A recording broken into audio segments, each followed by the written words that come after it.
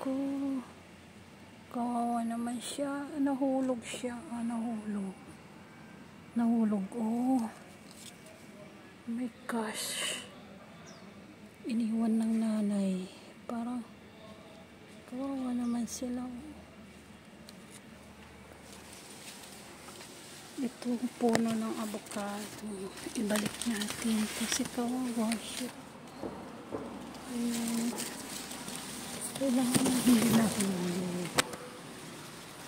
Ito na lang niya hanapin.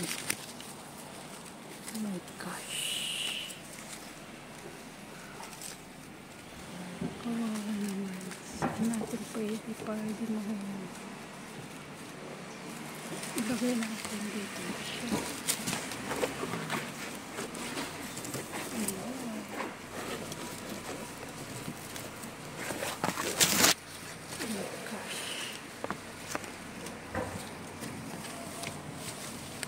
Ayun na siya.